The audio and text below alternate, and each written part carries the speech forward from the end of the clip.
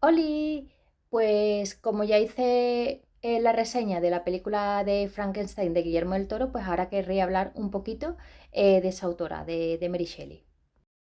Let's go, my friends. Hola chiquis, esto es Beli y sus cositas. Yo soy Beli y bueno, como ya he dicho en la intro, hoy voy a profundizar un poquito más en la figura de Mary Shelley. Y bueno, y en la obra de Frankenstein o el moderno Prometeo, aunque ahí tiene más obras, pero es digamos la que ha pasado a la posteridad y la que tiene más importancia y más relevancia. Yo creo que no solamente a nivel literario, sino incluso en la actualidad, las lecturas que se pueden sacar y demás de esta obra. Bueno, quiero comenzar diciendo que hay dos películas que os pueden acercar un poquito a la figura de Mary Shelley. Una sería Remando al viento, de 1988, es una película española, es una de las primeras que hizo Hugh Grant y bueno, pues se desarrolla pues bueno, cuando se reúnen con Lord Byron y demás, y bueno, pues se concibe puesto que cada uno de los participantes, bueno, de los asistentes a esa reunión, que participe pues creando un cuento y demás. Y bueno, sería un pequeño acercamiento, no es muy fidedigno tampoco, pero para conocer un poquito pues la figura pues tanto de Byron como de Shelley, de Mary Shelley, porque Shelley también era su marido, y demás. Y luego hay una más moderna que es de 2017 que se llama Mary Shelley, a secas. Y, y bueno, pues ahí pues sí te hace un pequeño acercamiento. Yo creo que, bueno, si queréis echarle un vistacillo, las dos películas están bien. Y, y bueno, pues es un acercamiento pues, a la figura de Mary Shelley. Bueno, yo quiero empezar diciendo que hay un paralelismo entre la obra de Frankenstein con la vida también de Mary Shelley. Para empezar, su madre, voy a leerle el nombre porque es que el apellido es como medio imposible esto de pronunciar, se llamaba Mary Wollstonecraft, o sea, el apellido es telita. Y bueno, pues fue una escritora feminista y escribió Vindicaciones de los Derechos de la Mujer. Su padre era William Godwin, que también era filósofo y escritor. Y bueno, pues ellos tuvieron una relación, digamos, extramatrimonial, con una visión un poco más de libertad y tal.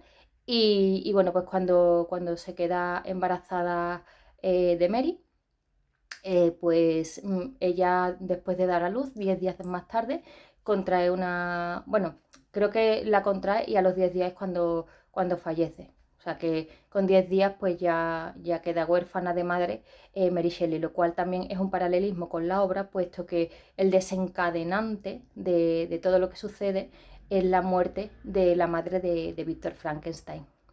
Y bueno, pues yo creo que se puede extraer mucho de la vida también de Mary Shelley, porque, o sea, Mary Shelley conoce con 16 años a Percy, ay, el apellido lo tengo apuntado porque no me lo sé, Percy Bysshe Shelley, ¿vale? Que es un hijo de aristócrata y demás, de buena familia, y que bueno, que entra al tutelaje o a ser pupilo de su padre porque es poeta, escritor y demás, y entonces pues se encapricha o se enamora de Mary, pero él previamente está casado con otra chica de la que también pues se encaprichó y se escapó con ella y también se casó, que era Harriet, y con la que tiene también una hija, y entonces pues, ¿qué es lo que pasa? Que cuando la familia de Mary se entera que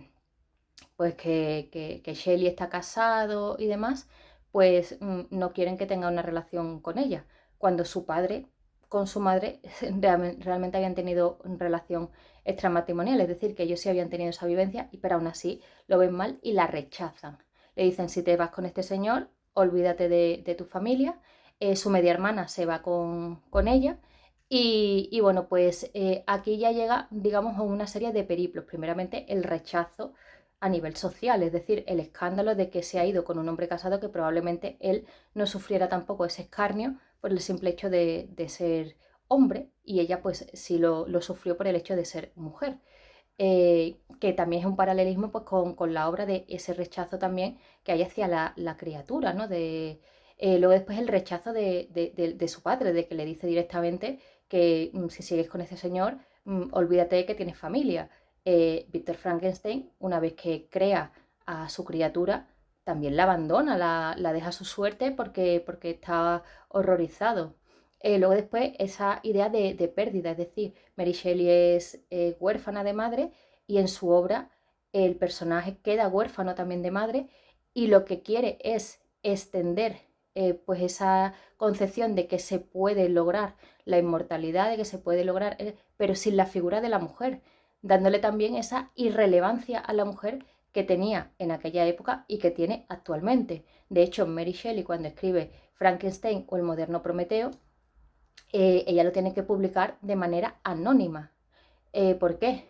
Porque siendo mujer, nadie quería publicárselo y menos con la temática y tal que trataba, porque realmente se la juzgaba a ella más que a la obra en sí. Probablemente si hubiera sido su marido quien de primera hora hubiera presentado la obra, la hubieran publicado de primera sin importar. Lo que pasa es que ella quería publicarla ella. Entonces hay una editorial que le ofrece la publicación, pero la contraprestación es que su marido, bueno, que todavía no era su marido, se casan más tarde, tiene que escribir, digamos, una introducción o un prólogo o algo así, eh, y que lo firme para que le publiquen la obra. Entonces, claro, la obra se publica anónimamente, pero ya ese prólogo ya es de Shelley. Entonces, pues al ser de Percy Shelley, todo el mundo asume que la obra es suya, porque ya no era la primera obra que publicaba de manera anónima, quitándole también, digamos, ese derecho propio de ser una autora que ha escrito un buen libro que se ha mantenido en el tiempo. De hecho, es más conocida Mary Shelley que Percy Shelley. Eh, ya en el 1951 muere Harriet, creo que se suicida, y bueno, pues ellos se casan cuando ellos ya llevan varios años juntos, pero realmente no se casan por la idea de que ellos creyeran en el matrimonio ni nada. De hecho, Percy Shelley es ateo y para nada cree ni en la iglesia, ni en sus ritos, ni nada de eso. Pero como hay una serie de hijos y tal, deciden contraer matrimonios para que se queden en la familia Shelley. Lo que pasa que a nivel judicial, al parecer, estos niños se dan en adopción a otras familias. Entonces, sí es verdad que ella permaneció con él hasta su muerte, que falleció con 29 años, porque en un barco que zozobra, pues termina ahogado y ella ya no se volvió a casar. Otra cosa también muy dura que vivió Mary Shelley, ella tuvo 4 embarazos, 2 de ellos llegaron a término, otros 2 no llegaron a término, fueron abortos, pero abortos ya de fetos, es decir, no abortos prematuros de estos que sangran, no, sino que realmente de parir un feto que está muerto. Su hija Clara fallece porque también nace prematuramente y fallece, pues lógicamente, porque si es ahora los neonatos y muchas veces cuesta trabajo sacarlos adelante, pues en la época, imagínate. Y ya pues su hijo Percy Florence Shelley, pues sí sobrevive. Y bueno, pues una vez que ya pues ella, digamos, legaliza su situación y demás, su padre, William Goodwin, que sí era una figura influyente, pues consigue que se vuelva a publicar la novela, pero esta vez con su nombre, con el nombre de Mary Shelley, puesto que ya había adoptado el apellido del marido. Y bueno, pues ella fallece con 53 años.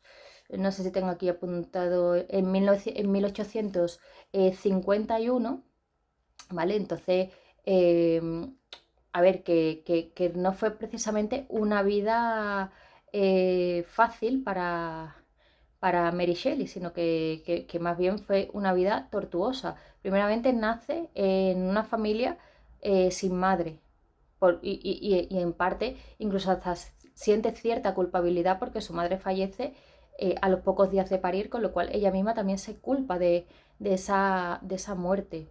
Luego después su padre se vuelve a casar, ¿vale? Pero ella nunca percibe a esta señora como, ni esta señora quiere ser su madre, ni ella la percibe tampoco como su madre. Luego cuando conoce al que sería el amor de su vida, es rechazada por su padre.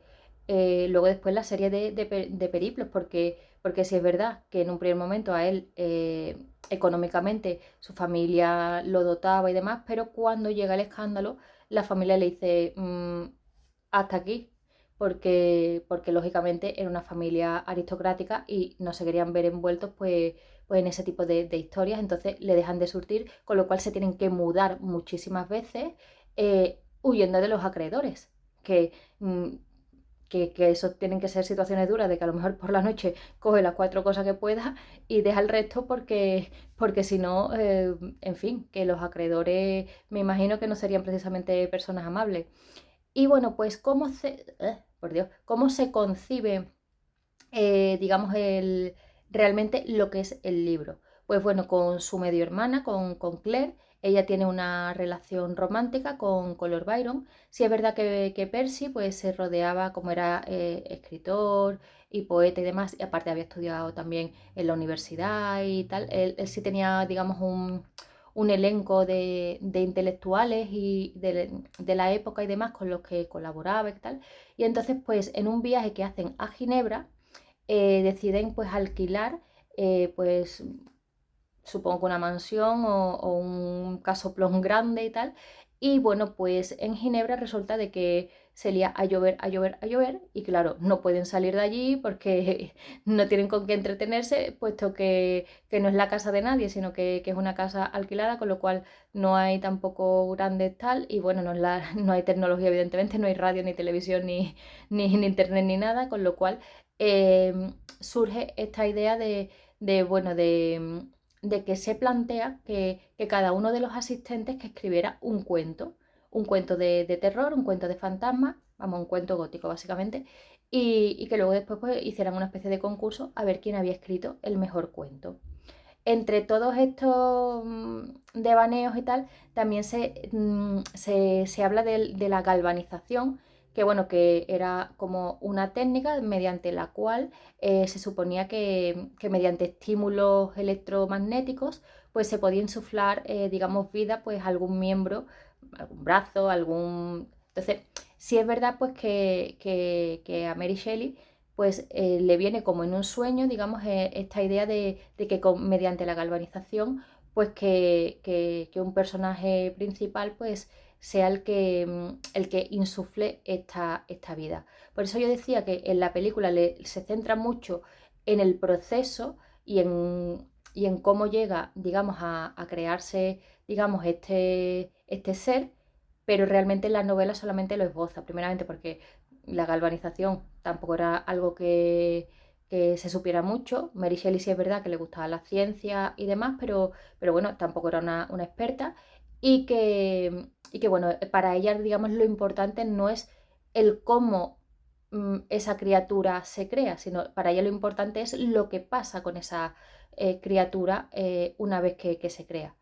La diferencia también con la película de Guillermo del Toro es que la película de Guillermo del Toro se coge un cuerpo entero y se le insufla esa vida. En la novela y en la concepción de Mary Shelley no es así, sino que como se intenta crear al ser perfecto, pues se coge la cabeza de uno que sea muy guapo, el brazo de otro que sea muy fuerte, las piernas de... Entonces, pues realmente primitivamente se cosían, por eso de ahí cuando yo hablaba de los costurones y de la imagen realmente de la criatura, porque era mediante piezas de cadáveres realmente, no era un cadáver que cogieras, sino que eran trozos de cadáveres que estaban ensamblados y bueno, pues ese ensamblaje se supone que tenía que crear pues al ser perfecto, cosas que evidentemente pues no fue así. Paralelismo, la criatura primeramente es rechazada por su padre, que es Víctor Frankenstein, que es su creador.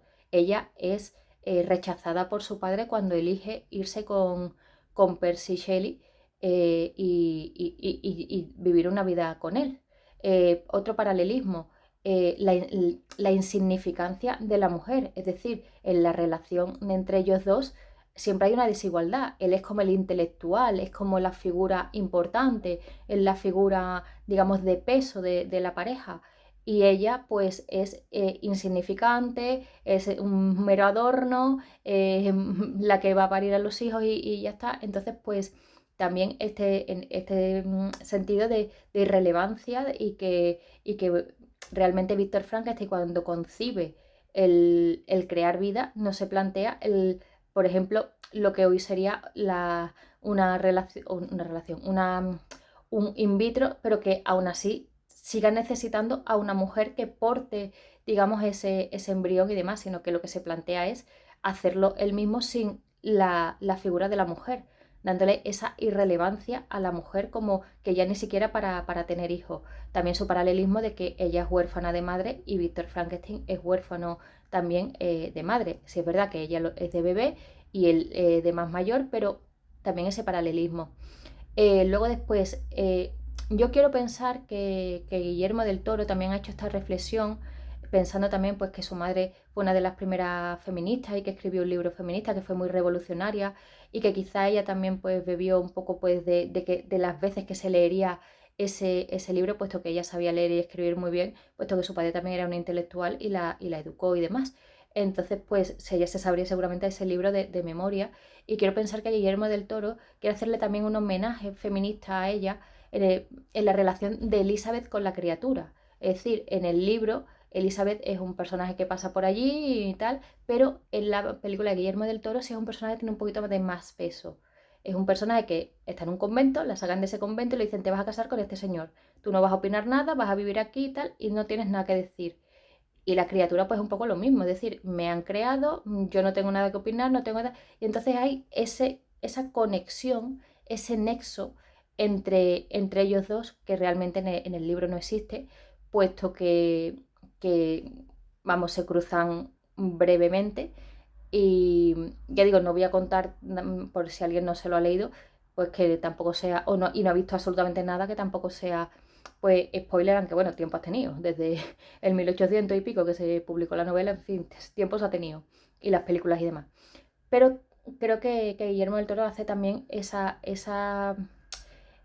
hermanamiento entre criatura y Elizabeth, como diciendo, tú eres irrelevante igual que yo soy irrelevante, no tengo nada que decir, no tengo nada que opinar. Y, y, bueno, creo que es un libro realmente que se le puede sacar mucho jugo, mucha chicha, que está muy de actualidad porque no olvidemos que nosotros vivimos en Occidente y tenemos esa sensación, ¿vale? De que pintamos algo, pero realmente, o sea, cuando un bebé o un niño se pone malo en el colegio, no llaman al papá, llaman a la mamá. Con lo cual es la mamá la que normalmente tiene que abandonar el puesto de trabajo. Si el niño se tiene que quedar en casa, si no tiene quien lo cuide, se tiene que quedar mamá. Si alguien tiene que reducir su jornada, va a ser mamá. Entonces, pues realmente tenemos esa sensación como que ahora tenemos como menos techos de cristal y demás, pero realmente tampoco es cierto.